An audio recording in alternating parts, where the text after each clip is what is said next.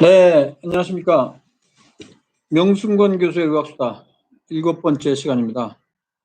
지난 한 주 동안 잘 지내셨습니까? 저는 명순권 교수의 의학수다를 맡고 있는 명순권입니다. 오늘은 그 시즌2 7번째 시간인데요. 일단 첫 번째 내용으로는 암의 원인과 관련한 이야기를 좀 해보는데, 지난 시간에 여기까지 했던 것 같습니다. 자, 보시면.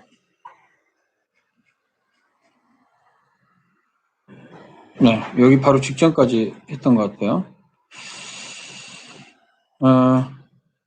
자, 그때 이제 얘기했던 게 암이 우리나라 그 사망 원인에 굉장히 중요한 원인을 차지하는데, 이 암의 원인은 과연 무엇이냐라고 이야기했을 때 가장 대표적인 원인이 바로 흡연이 되겠습니다.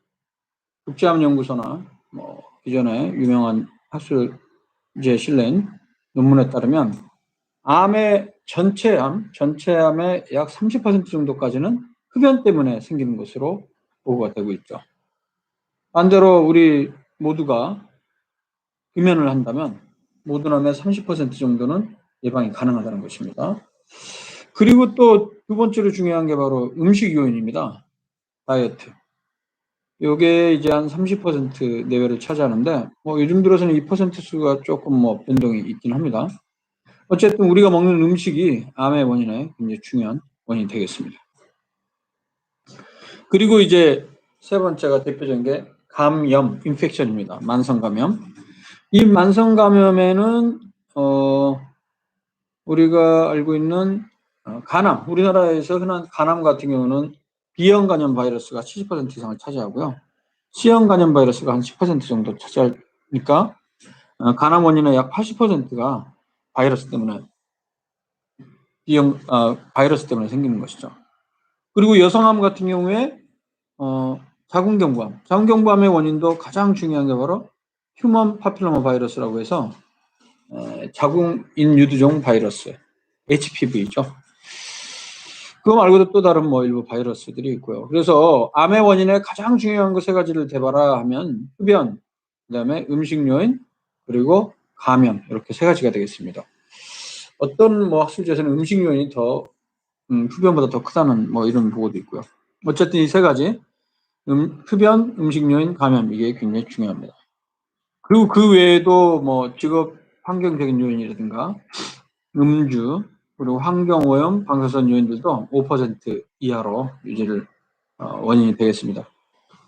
많은 분들에게 이제 강의를 할 때 암의 원인은 무엇일까요? 물어보면 굉장히 많은 분들이 그 유전적인 요인을 이야기합니다. 그런데 현재까지 밝혀진 요인은 전체 암의 약 5% 정도만이 유전적인 요인에 기인한다고 되어 있고요. 대장암 같은 경우에 좀 뭐 유전적 요인이 강하다면 뭐 한 10%까지도 보긴 하는데 대개는 이제 5% 이내로 알려져 있죠.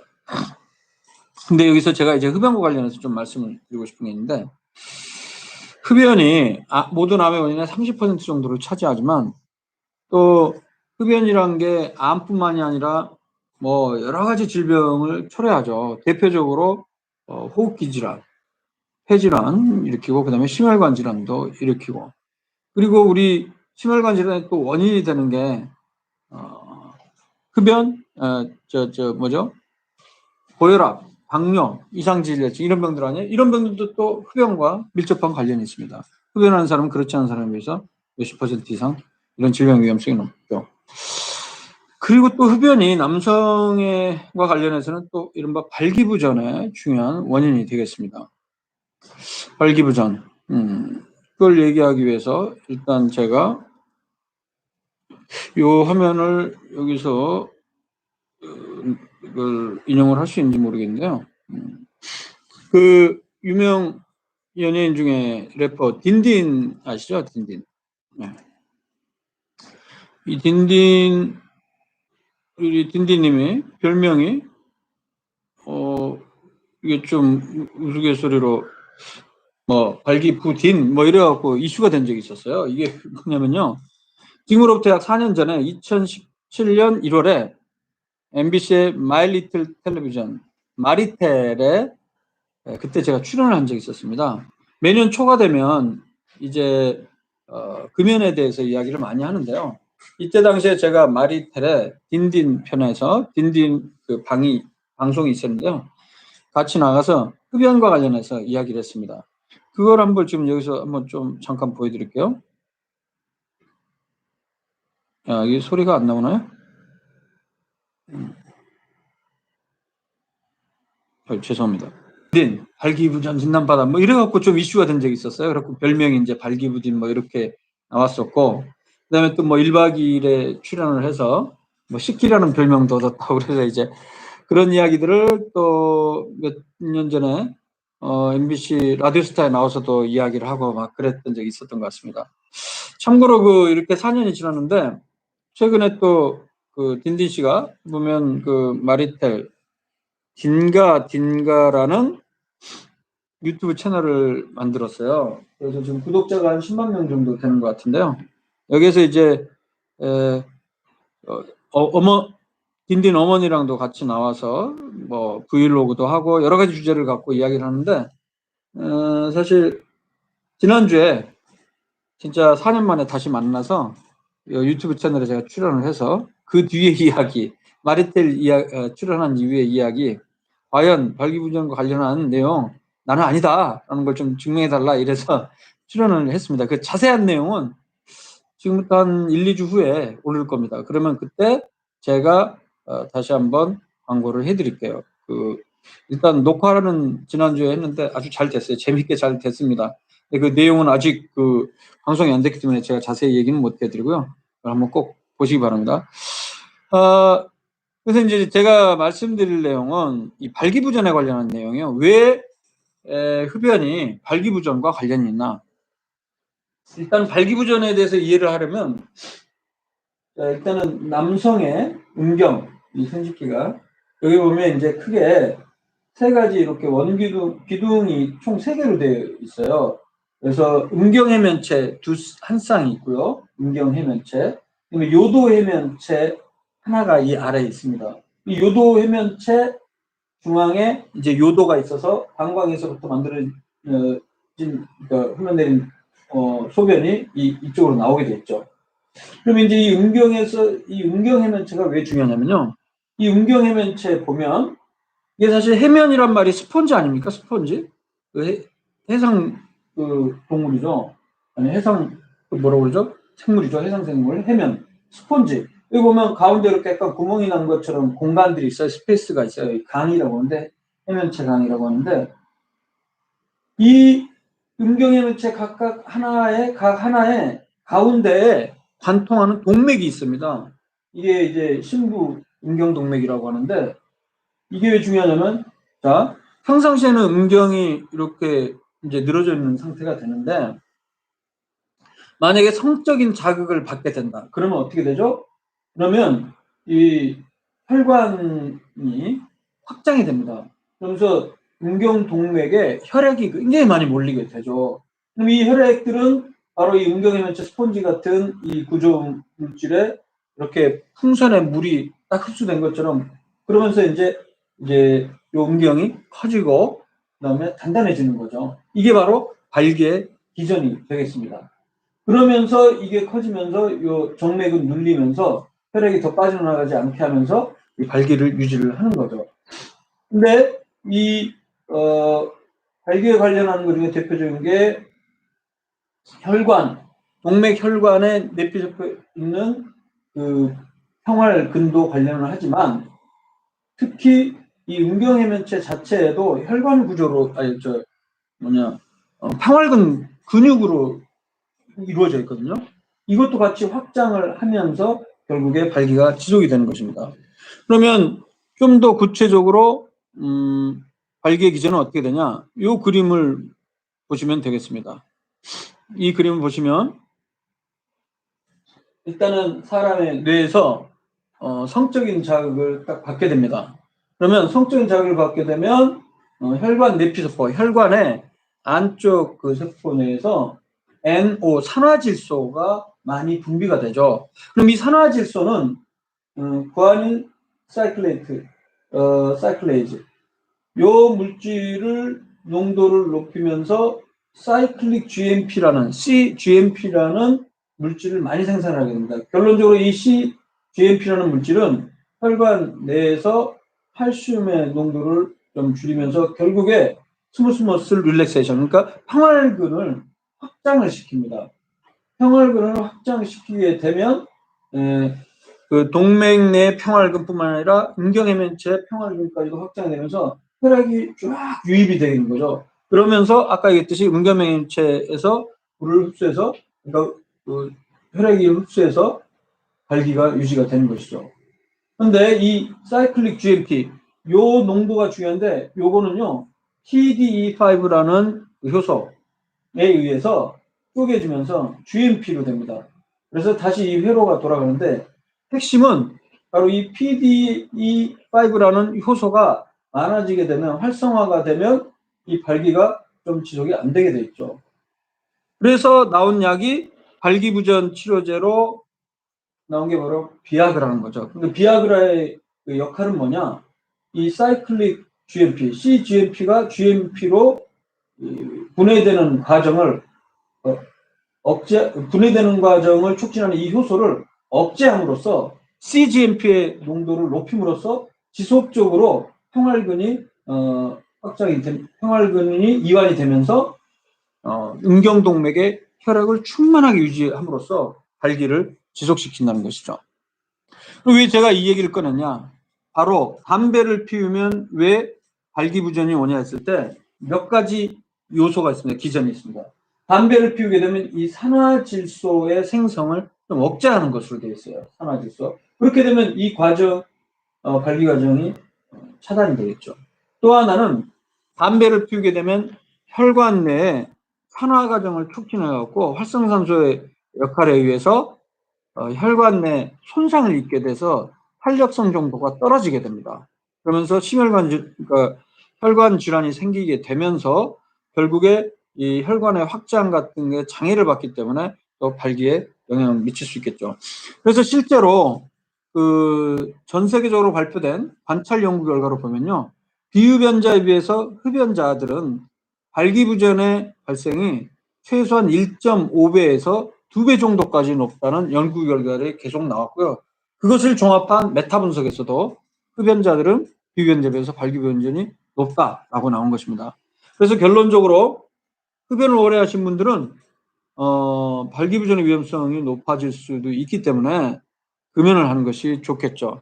그리고 사실 흡연이라는 게 발기부전뿐만 아니고 아까 얘기했듯이 모두남의 약 30%를 차지하기 때문에 반드시 금연을 해야 되겠습니다. 그래서 다시 이제 암의 원인으로 돌아오겠습니다. 다시 한번 기억하세요. 암의 원인의 가장 중요한 요인들 세 가지는 음식 요인, 그리고 흡연, 감염 요인, 요 세 가지가 되겠습니다.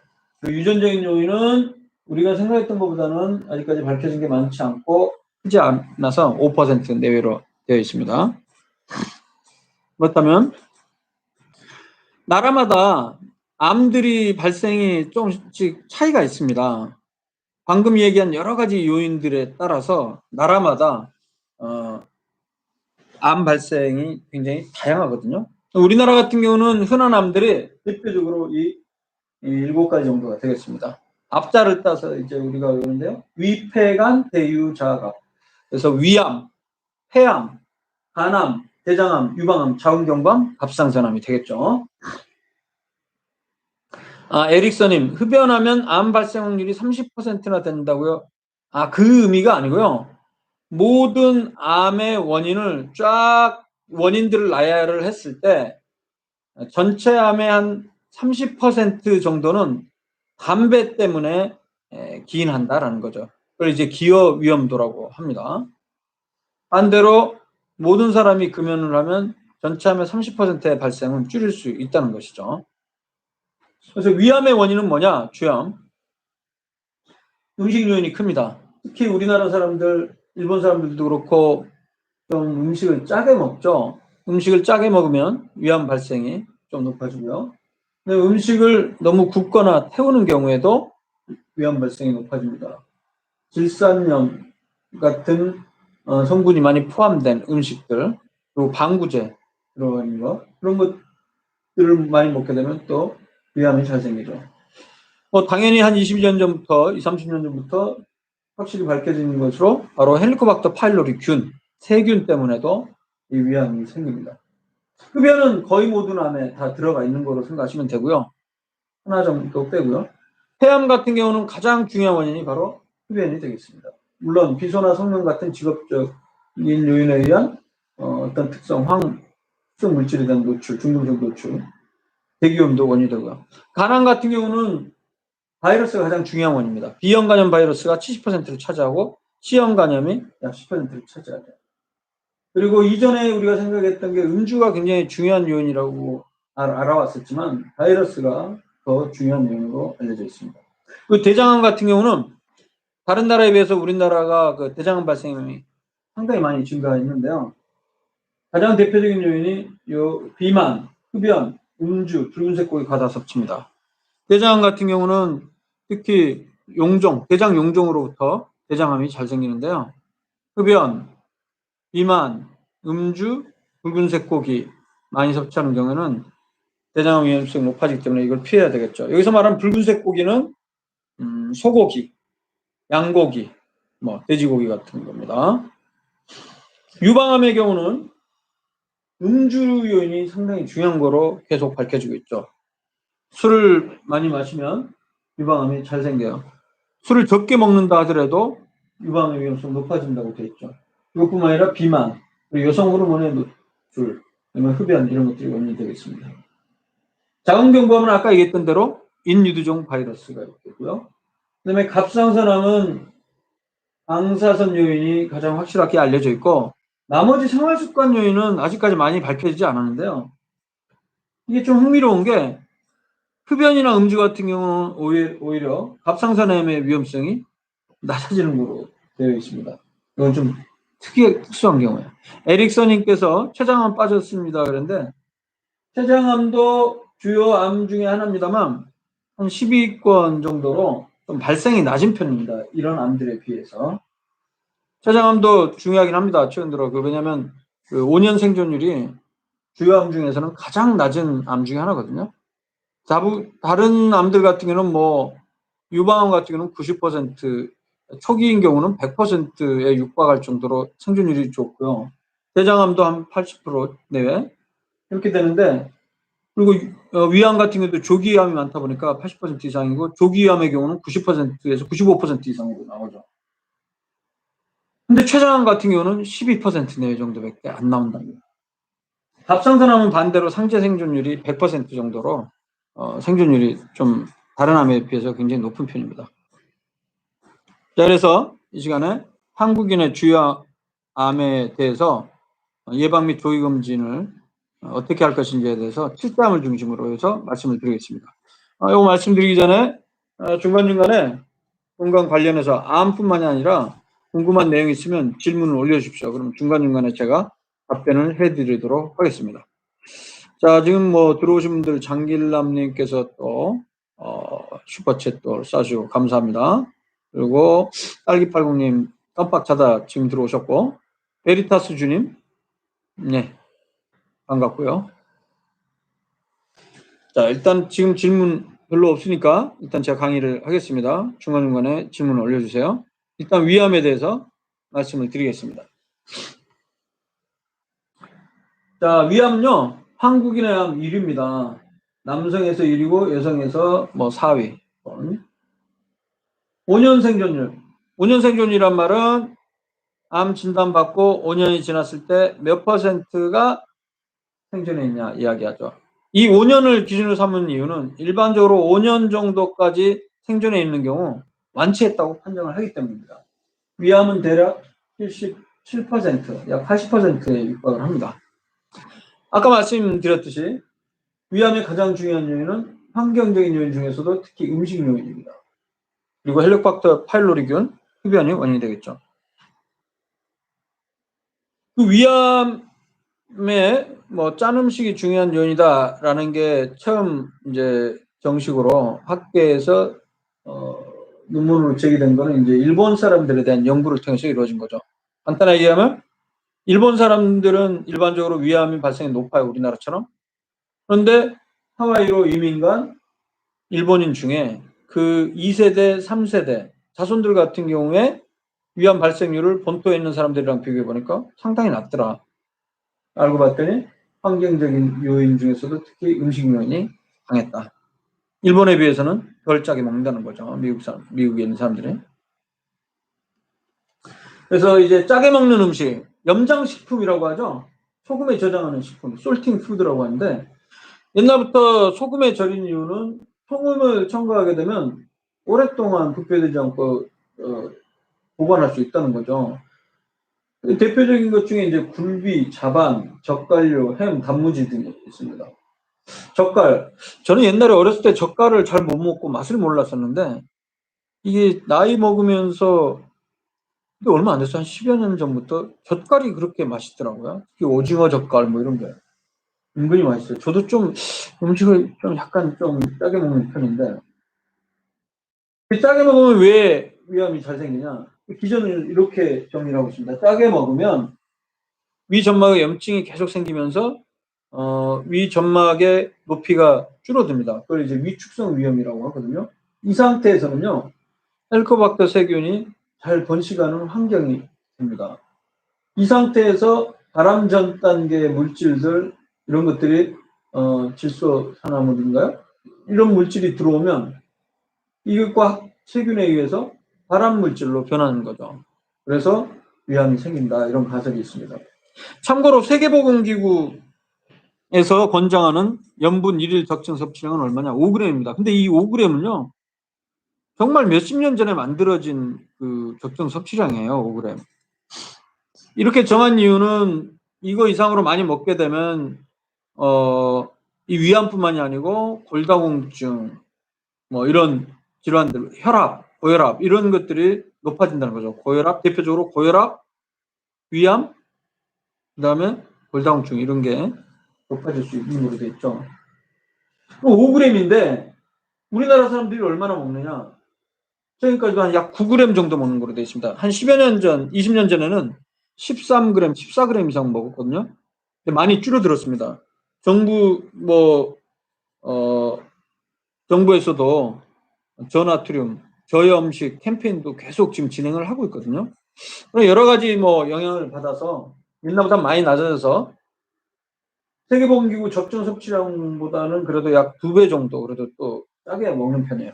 근데 이 염분 섭취량과 관련해서 흥미로운 연구 하나 소개해드리면, 이전에 제가 얘기했는지 모르겠습니다만 2013년도에 기존에 나온 연구 결과를 다 종합한 메타 분석 결과가 나왔는데요. 그 결과를 보면 6.6g에서 하루에 6.6g에서 12.3g 먹는 사람들, 그러니까 세계보건기구가 권장하는 게 5g 미만이니까 이거보다 높은, 세계보건기구가 권장하는 양보다 높은 소금량을 섭취하는 사람들, 6.6g에서 12.3g인 사람들과 뭐를 비교했냐면요, 6.6g보다 낮게 먹는 사람과 12.3g 이상으로 짜게 먹는 사람들을 세 그룹으로 나눠갖고 비교를 해봤더니 흥미롭게도 6.6g에서 12.3g 먹은 사람들이 오히려 그것보다 싱겁게 먹거나 혹은 그것보다 짜게 먹은 사람들보다 심혈관 질환 위험성이 가장 낮았다, 이런 연구 결과가 나와 있습니다.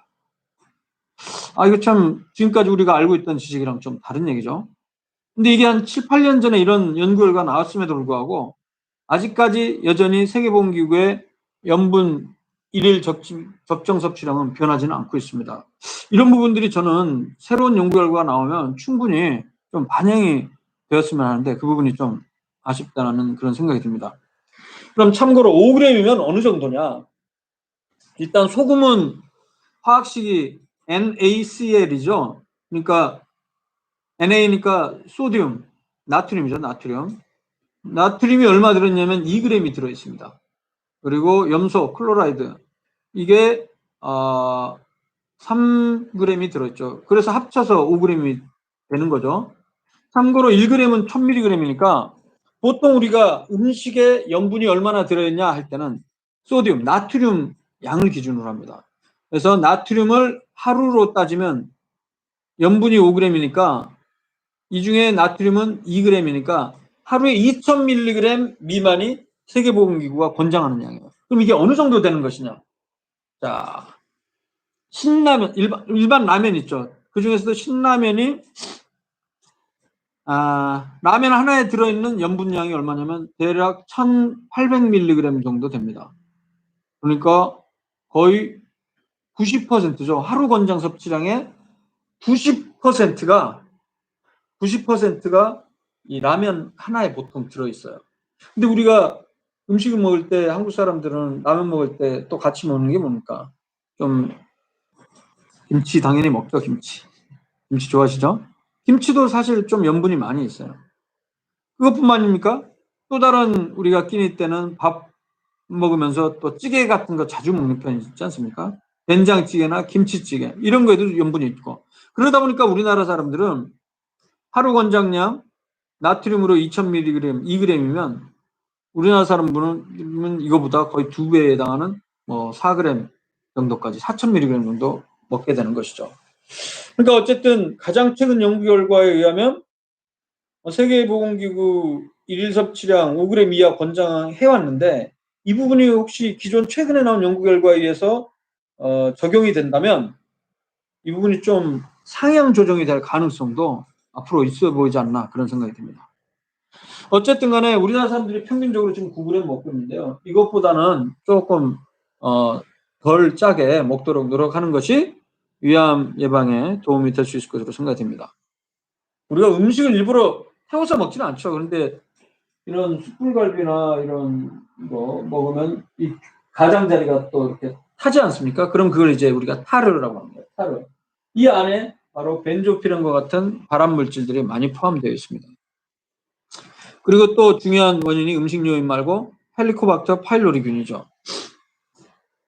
이 호주의 베리 마샬 박사, 이분은 옛날에 윌 유산균 요구르트 선전할 때 많이 나왔었죠. 직접 출연도 했었죠.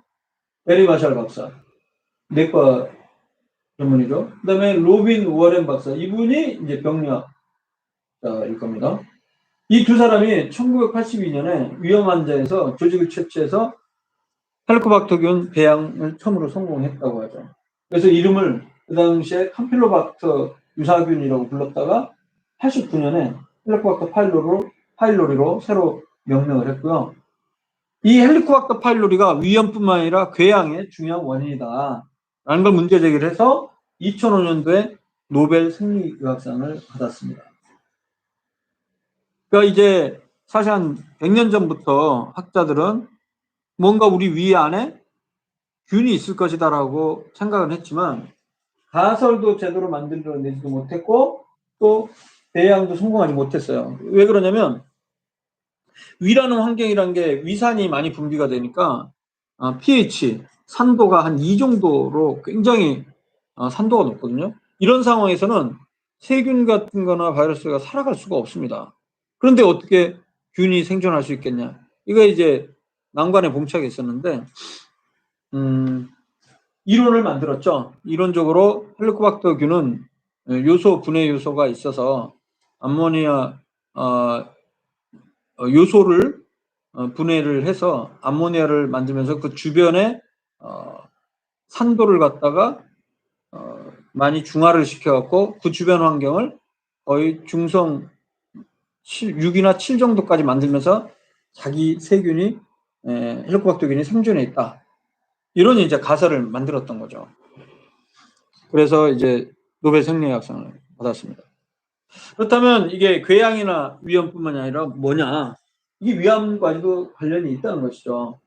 특히 헬리코박터 파일로리균이 만성 위축성 위염이나 장상 폐하 등을 유발한다는 것이죠. 사실 우리나라 사람들 60% 이상이 헬리코박터 파일로리를 갖고 있는 거로 되어 있어요. 사실 우리나라 사람뿐만 아니고 전 세계 사람들도 약 반 정도는 갖고 있는 거로 되어 있습니다. 그러니까 이게 있다고 다 뭐 위암이 생기는 건 아니지만은 확실하게 연구 결과를 또 보면 헬리코박터 균이 갖고 있었을 때 이걸 치료해서 박멸을 하는 경우에는 위암 발생이 또 한 30% 줄었다는 연구 결과도 나오기 시작했거든요.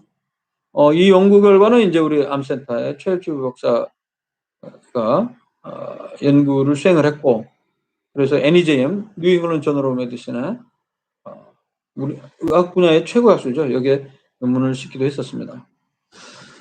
자, 그래서 우리나라 사람 중에 뭐 반 이상 60% 정도가 헬리코박터 파일로리균을 갖고 있는데 그럼 모두 다 치료해야 되느냐? 일단 나라마다 약간 다르긴 하지만 우리나라 헬리코박터 파일로리 연구에서는 헬리코박터균 치료 주요 우선 대상을 이 세 가지 그룹을 제시를 하고 있습니다. 일단 궤양이 현재 있거나 혹은 궤양을 앓고 지나간 흔적이 있는 사람, 그리고 임파선 종양이 있는 사람, 그리고 조기 위암 절제한 사람들, 이런 세 그룹이고요. 이 이외에도 뭐 가족력이 위험이 있거나 혹은 염증이 굉장히 심한 경우, 이런 경우에는 또 환자가 원하는 경우에는 치료할 수 있다 이렇게 되어 있습니다. 하지만 일반적으로는 이 세 그룹, 나머지 두 그룹은 좀 빈도가 적으니까 결론적으로 궤양이 있지 않는 이상 적극적인 뭐 치료를 권장하고 있는 상황은 아닙니다. 그리고 헬리코박터균 치료할 때 약 하나 갖고 뭐 간단하게 먹는 게 아니고요. 이 헬리코박터 제균 치료라는 게 약을 세 종류를 일단 일반적으로 일주일 먹습니다. 2주 먹는 치료법도 있지만 뭐 아주 큰 차이가 없어서 일단은 일주요법을 주로 우리가 권장을 하는데요. 이게 이제 AOC 제균요법입니다. A는 아목사실린, 그다음에 O는 아목사실린이라는 항생제고요. O는 오메프라졸이라고 해서 PPI 제제라고 해서 궤양 치료제, 위산 억제하는 거. 그다음에 C는 클라리스로마이신 맞죠? 그래서 AOC. 그러니까 항생제 두 종류랑 그다음에 궤양 치료제 하나. 이렇게 세 가지 약제를 일주일 동안 복용시키는 것입니다. 그렇게 하면 보통 제균이 어느 정도 되냐면 약 75% 내외, 약 80%까지도 제균이 됩니다. 그럼 반대로 20에서 25%도 제균이 안 돼요. 그런 경우는 어떻게 하냐? 보통 이제 이 약을 일주일 먹고 나서 한 4주 지나서 한 5주째 와서 아주 간단한 검사가 있어요. UBT라는 검사가 있습니다. 요소 호흡 검사. 그래서 약물을 먹고 4시간 금식한 상태에서 약물을 먹은 상태에서 숨을 확 내셨을 때 혹이 그걸 포집을 해서 헬리코박터 균 유무를 확인을 하는 거죠. 그런데 이렇게 해서 음성이 나오는 경우면 좋은데 양성이 다시 나오는 경우도 있어요. 치료가 안 되는 경우가 있죠. 그런 경우에는 반드시 치료해야 되는 경우는 또 2차 요법, 네 가지 약제를 또 씁니다. 사자요법을 쓰죠. 그렇게 또 일주일 먹으면 그것도 한 7, 80% 이상 치료가 되는 걸로 알려져 있고요. 그렇게까지도 해서도 안 없어지면 뭐 더 이상의 특별한 치료를 권하지는 않습니다. 일반적으로. 자, 그렇다면 위암은 어떻게 예방하고 어떻게 검진을 하느냐? 예방하는 방법, 아까 얘기했듯이 원인이 이 짠 음식, 탄 음식 이런 것들이니까 좀 덜 짜게 먹고 너무 태우거나 굽지 말고 뭐 쪄서 먹는 거나 이런 것들을 이제 권장하는 편이죠. 그렇다고 구워 먹는 거를 뭐 너무 많이만 안 하면 되겠죠. 금연도 중요한 요인이고요. 예방한다고 해서 뭐 100% 예방이 되는 건 아니니까 조기검진도 권장합니다. 그래서 만 40세 이상 74세까지 2년마다 위내시경 검사를 권장합니다. 위장조형 촬영 엑스레이도 할 수 있지만은 위내시경 검사가 가장 효과적인 방법입니다. 그래서 혹시 지금 나이가 40 이상 됐는데 아직까지 위내시경 검사를 한 번도 받아보시지 않았다면 증상이 있든 없든 간에 꼭 한번 위내시경 받아보시기 바랍니다. 자, 이제 질문이 좀 많이 올라와서 질문 한번 좀 볼까요? 에릭서님, 실제 암 환자에게 어떤 위로가 가장 효과적인가요? 참 어려운 문제죠. 어떤 위로. 개인마다 또 다를 수 있고 그런데. 근데 이건 있어요. 제가 검진하면서 암 진단 받은 사람이 이제 종종 되는데 그분들 중에서는 되게 무증상인 상태에서 검진을 했기 때문에 초기인 경우가 많습니다. 특히 이제 갑상선암 뭐 진단도 자주 나오는데 이 경우는 이제 제가 너무 걱정하지 말라고 하죠. 왜냐하면 보통 갑상선암은 5년 생존율이 상당히 높기 때문에 일단 그런 생존율을 얘기하면서 희망을 좀 당연히 드리는 거고요.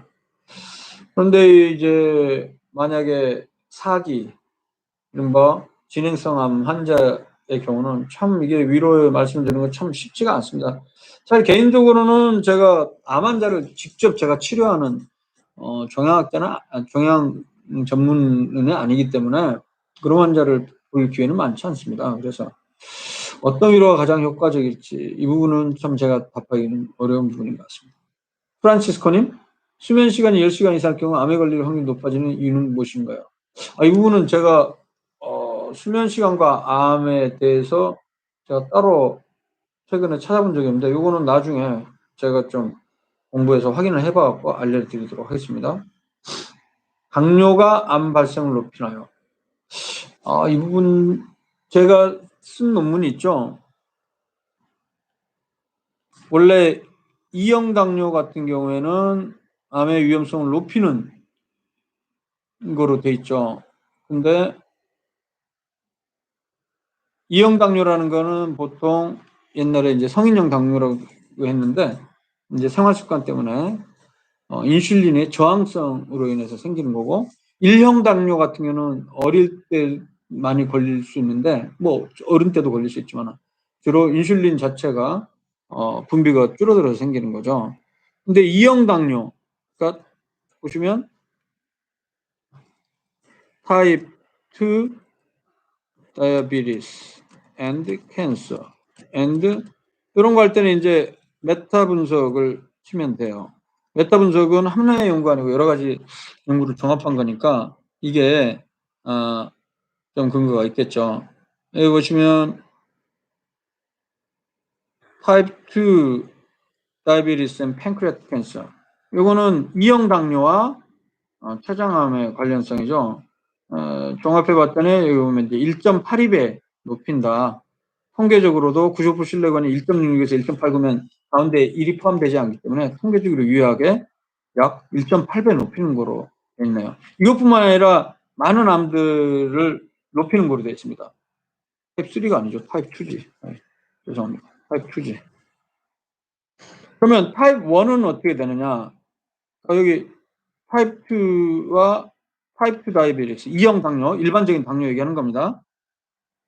성인 당뇨. 이거는 151편의 코호트 연구라고 해서 그 집단 대상으로 한 연구인데요. 이것도 역시 보면 간암은 2.23배 높이고 췌장암 1.67배, 아까는 1.8배 높인다고 그랬었죠. 그렇게 돼 있었네요. 근데 흥미로운 거는 전립선암은 오히려 약간 17% 줄이는 걸로 나오네요. 그래서 이 결론에서는 간암과 췌장암, 자궁내막암 이런 것들은 2형 당뇨랑 관련성이 있는데 그렇게 이제 결론이 나왔습니다. 그러면 1형 당뇨는 어떠냐? 이게 이제 제가 3년 전인가요? 4년 전에 제가 학술제 발표를 했었죠. 요거죠, 요거. 이게 3년 전에 발표한 제 메타 분석 내용인데 제페니즈 저널 오브 클리니컬 온콜로지라는 국제학술제 발표했죠. 이게 제가 교신 저자로 참여했고 우리 아프리카 학생 일저자로 해서 제가 메타 분석을 가르쳐주고 쓴 논문이죠. 이게 이제 타입 1 당뇨니까 1형 당뇨 관련성이죠. 그러니까 제가 이 연구를 수행한 이유는 2형 당뇨와 암에 대해서는 많이 연구가 돼 있어요. 근데 1형 당뇨와 암의 관련성은 어떠냐? 그 부분은 메타 분석 자체가 거의 없었기 때문에 처음으로 이걸 했는데 보니까 1.29배 높이는 거로 나옵니다. 그 얘기 뭐냐면 약 30% 정도 높이는 거로 나오는 거죠. 근데 반대로 흥미로운 거는 유방암 같은 경우는 오히려 약 9% 줄이는 거로 나옵니다. 그렇죠. 그래서 타입 1 제1형 당뇨는 위암, 폐암, 췌장암, 간암, 난소암, 신장암 이런 것들 웬만한 암들을 높인다. 이런 걸 이제 저희가 처음으로 제시한 적이 있었습니다. 그래서 당뇨가 암 발생을 일반적으로 높이는 거로 되어 있죠. 그다음에 해피미님, 흡연과 음주 중 어떤 게 더 건강에 해로운지 궁금해요. 이거는 진짜 이야기가 참 결론 내리기가 어렵죠. 둘 다 일단 해로운데 지금까지 우리 암센터에서도 계속 흡연이 건강에 정말 굉장히 많은 질환의 위험 요인이다. 이렇게 알려져 있기 때문에 흡연이 진짜 나쁜데 음주도 그에 못지않게 여러 가지 질병을 유발합니다. 근데 음주는 뭐 일부 암들, 소화기암, 간암부터 해서 몇몇 암들뿐만이 아니라 뭐 고혈압, 당뇨, 이상지혈증 다 원인이에요. 그러니까 흡연과 음주는 거의 똑같이 갑니다.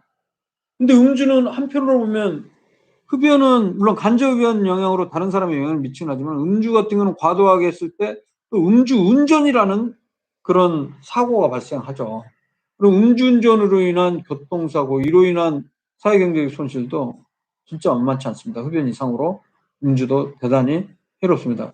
그래서 이 상황에서 흡연과 음주 중 뭐가 더 해롭냐, 이걸 굳이 저희가 따져야 되는지 그럴 필요는 없을 것 같습니다. 기본적으로 흡연과 음주, 과도한 흡연은 무조건 소량의 흡연도 절대 안 됩니다. 근데 음주는 약간의 소량의 음주는 오히려 심혈관 질환의 위험성을 또 낮춘다는 보고들도 있거든요. 근데 이 부분도 논쟁이 지금 되고 있고요. 근데 음주는 또 암과 관련해서는 소량의 음주는 유방암 위험성을 또 높이는 걸로 나와요. 그래서 아무튼 전체적으로 흡연과 음주는 둘 다 해롭다라고 이해를 하시면 되고요. 딸기 80님, 역류성 식도 인후두염이 있어서 저녁에 식사 많이 하면 잠도 못 자고 날이 새게 되는데 역류성 식도염이 반복되면 밀환성 위염 요인에 포함되기도 하나요? 일단 역류성 식도염 자체는 뭐 식도암이라든가 아니면 그게 뭐 위암이랑 직접적인 관련성은 없는 걸로 알려져 있죠. 요거 식도염, 역류성 식도염 예방하는 제일 좋은 방법은 간식을 가능하면 줄이거나 멀리 해야 됩니다. 간식. 과식도 좀 줄여야 되고요. 그러니까 적게 먹는 것도 중요합니다. 찌양민, 싱겁게 먹는 게 당뇨 유발 요인이라는데 그게 사실이라면 제가 그렇게 했지 않는가 싶어서 요즘 의식적으로 간을 좀 더 하는 편이에요. 그런가요? 그 부분은 제가 잘 모르겠습니다. 요거는 나중에 확인을 해보고요. 한번 뭐 바로 한번 찾아보면 이렇게 하면 돼요. 당뇨, 짜게 먹으니까 salt and diabetes and 메탄올스 이렇게 하면 메타분석이 있다면 메탄올 나오죠. 일단은 뭐 음식으로 소디움, 그러니까 나트륨, 염분을 많이 섭취하면 고혈압의 중요한 원인이 되는 건 맞다. 뭐 근데 이제 고혈압 환자들은 또 일반적으로 당뇨도 많이 있는데, 자, 이거 배경을 설명하고 있군요.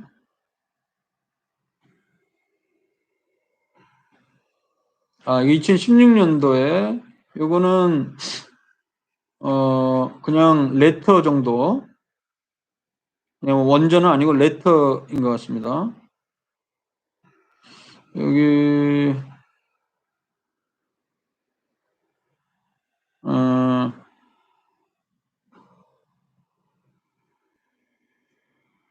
자,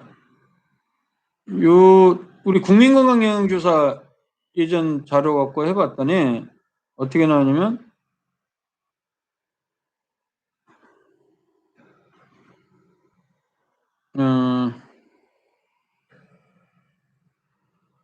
오히려 그 당뇨 환자는 당뇨 아닌 사람과 비교했을 때 염분 섭취가 좀 오히려 적었다. 이게 결과론적인 건지 모르겠습니다만. 근데 새로 진단받은 당뇨 환자에 있어서는 오히려 건강한 사람보다 식이, 염분, 소듐, 나트륨 섭취가 높았다. 이런 보고도 있네요. 네, 이거는 뭐 좀 흥미로운 연구 주제가 될 수 있을 것 같습니다. 자, 벌써 이제 한 5분도 안 남았네요. 이치금님, 헬리코박터균은 어떻게 치료하나? 아까 그 설명드렸습니다. 일단 AOC, 그러니까 항생제 두 종류랑 궤양치료제인 PPI 제제, 프로톤 펌프 이니비터라고 PPI 제제, 궤양치료에 많이 사용하는 혹은 식도염에 많이 치료하는 이 약을 일주일 복용을 합니다. 조인경님, 70세인 남편이 술, 담배, 야식도 안 하고 평상시도 본인이 못 느끼는데 위내시경만 하면 영성 식도염이 있다 해서 약을 계속 복용하고 있어요. 왜냐면 위내시경인데 영성 식도염이 있다고 해요. 맞아요. 자, 이거 굉장히 중요한 부분인데요. 식도염이 있는 분들은요, 내시경하면 계속 나와요. 보통 이제 식도염을 미니멀 체인지라고 해서 아주 초기 단계가 있고요. 약간 빠른 거. 그거 말고 이제 A, B, C, D 네 단계로 보통 나오는데 A, B 이상 되는 분들은 이제 약물요법이 필요한 경우가 많은데요. 야, 제 환자분들 중에서 막 10년째 계속 있는 분들도 있어요. 자, 이거는요, 결국에는 이거예요. 식도염이 생겼을 때 약을 먹으면 좋아집니다. 한 달, 두 달 이상 먹으면. 그런데 생활습관 개선을 하지 않으면 또 생겨요. 그러면 또 약을 먹어요. 그럼 만성으로 PPI, 아까 제가 얘기했죠. 교양치료제. 그 약을 거의 막 몇 년째 먹는 분들이 있어요. 이렇게 되면 이 약이 교양치료제나 역류성 식도염 약이 또 골다공증의 위험을 좀 높이는 거로 나와요. 제가 그런 메타 분석을 또 10년 전에 제가 쓴 적이 있는데 결론적으로 이거는 계속 악순환입니다. 그럼 역류성 식도염을 어떻게 해결해야 되냐? 지금 술, 담배, 야식 말고도요.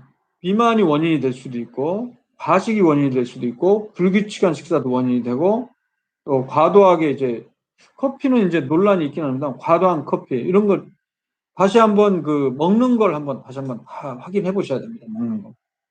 표준 몸무게인지 확인을 해 보셔야 되고요. 요거는 이제 직접 외래에 오셔서 구체적인 상담이 좀 필요할 것 같습니다. 에릭서님, 췌장암 예방에 가장 중요한 건 무엇인가요? 췌장암은 흡연이 굉장히 중요한 요인 중에 하나입니다. 당뇨도 좀 어느 정도 관련이 있고요. 그렇기 때문에 근데 아주 많이 알려져 있지는 않아요. 췌장암과 관련한 요인이. 그래서 일단은 담배를 혹시 피운다면 담배는 무조건 끊어야 돼요. 그리고 그 위에는 뭐 당뇨에 안 걸리도록 우리가 올바른 생활 습관을 가져야 되겠죠. 그거 외에는 아주 특별한 예방 방법은 사실 없다고 봐야 됩니다. 그러면 매년 췌장암 검진해야 되냐? 췌장암 같은 경우는 빈도 자체가 상당히 낮고 그다음에 조기에 진단할 수 있는 적절한 방법이 아직까지 정립된 게 없습니다. 물론 MRI 같은 경우에 정확도가 좀 높아서 진단에 많이 사용하는데 선별 검사로 일반 무증상의 사람에게 MRI나 CT를 이렇게 하는 거는 기억 효과적으로도 또 별로 좋은 방법은 아니거든요. 그래서 일단은 금연 그리고 당뇨에 안 걸리도록 노력하는 거 이것이 중요할 것 같습니다. 프란시스코님, 코로나 백신 접종 전 충분한 수분과 전해질 섭취가 예방 접종을 통증 완화해 준다고 하던데 어떤 이유 때문인가요? 이 부분은 정확한 논문이 있는지 모르겠습니다. 그냥 이론적으로 이렇게 얘기를 하는 것 같은데 사실 뭐 특별한 통증 완화나 부작용을 예방하기 위한 그런 방법은 제가 없는 걸로 알고 있습니다. 가자님, 방사능 치료 꼭 해야 할까요?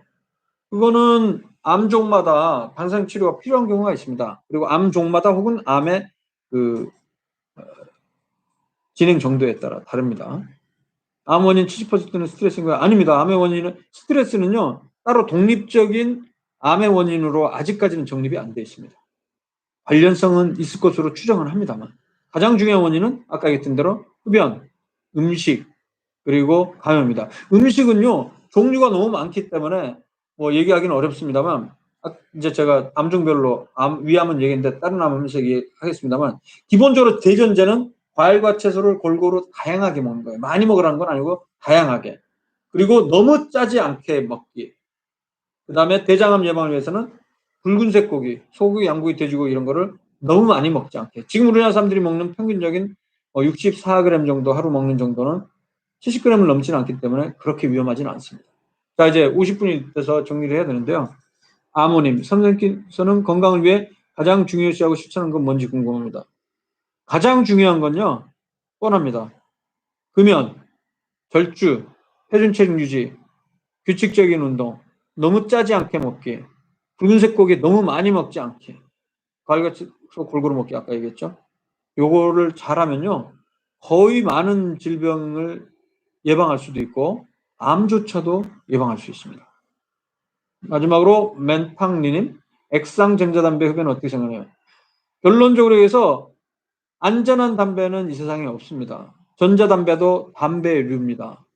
저타르, 저니코틴 담배도 다 똑같이 건강에 해롭습니다. 일반 담배보다 더 해롭다고 치더라도 계속 해로우니까 무조건 담배를 끊는 게 좋은데 자신의 의지로만 힘들기 때문에 가정의학과 방문하셔서 금연 진료 지원 프로그램을 받으시면 국가에서 무료로 담배 끊는 약을 3개월치 또 보조를 해주니까요. 먹는 약을 통해서 금연에 성공하시기 바랍니다. 네, 51분. 네, 자, 이것으로 오늘 그 명순건 교수의 의학수다 7번째 시간 마치고요. 다음 주에 다시 또 찾아뵙도록 하겠습니다. 마찬가지로요. 이슈 관련되는 내용을 중심으로 해서 얘기를 하고 암과 조기검진 또 나머지 부분 계속 진행하도록 하겠습니다. 네, 지금까지 시청해 주신 여러분 대단히 감사합니다. 감사합니다.